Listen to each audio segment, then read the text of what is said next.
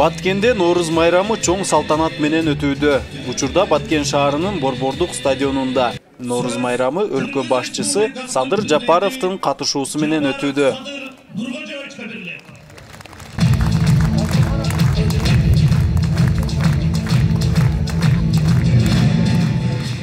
Elimizden жыл ажыратып, жаңы күндүн башталышына тарбия белгилеп келген улуу майрамы менен жалпыңыздарды куттуктайм.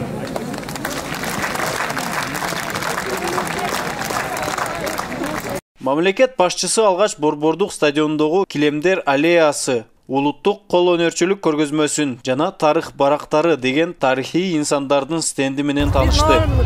Көрсөтмөлөрдү колдо жасайбыз. Бардыгы натуральный жиптерден, койдун жүндөрүдөн өзүбүз пиширип, өзүбүз тигебиз. Бирден отуруп алып. Бу аябай сонун. Качествосу эм жакшы, эчтеке болбойт. Алгандарга арзыйт. Ошондой эле Норуздун урматына даярдалган 1 тонналык сүмөлөктүн ачуу аземине катышып, жалпы элге тынчтык, биримдик, токчулук, молчулук каалап, сүмөлөктөн ооз тийди. Садыр Жапаров Баткен элин Норуз майрамы менен куттуктап, аймакты өнүктүрүү боюнча мамлекеттик колдоолор дагы да уланаары тууралуу сөз сүйлөдү.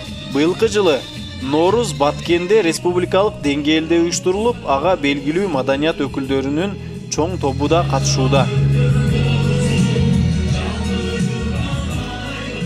Бүгүн биздин Баткен шаарыбызда ошо республикалык деңгээлде өтүп жаткан Норуз майрамы менен жалпы шаарыбыздын тургундарын, конокторун, ошондой эле кыргыз элин бүгүнкү улуу күн, улуу жыл Норуз майрамдары менен куттуктайм.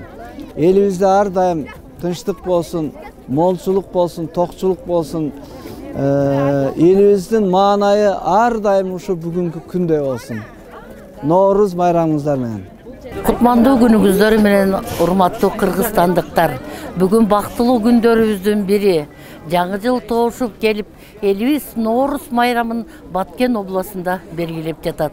Юсайыттын мыкты азыктануу долбоору Баткен областынын элин, ак көйн, ак жолук салынган, ак элечек кийген байбичелерин, 5 көкүл кыздарын, ала тоодой тирелген калпак кийген жигиттерин ушул Норуз майрамы менен куттуктамакчы. Азыркы тапта Борбордук стадиондо театрлаштырылган көрүнүштөр, манас, дастандар, ыр-күүлөр жаңырууда. Белгилей кетсек, Норуз майрамын өткөрүүгө Баткенде акыркы 10 күн аралыгында кызуу даярдык жүрүп, Борбордук стадион кыска аралыкта реконструкциядан өттү. Чолпон Кожояр кызы, Аскар Баймуратов, Бекбол Бакыт уулу, Салам Медиа, Баткен.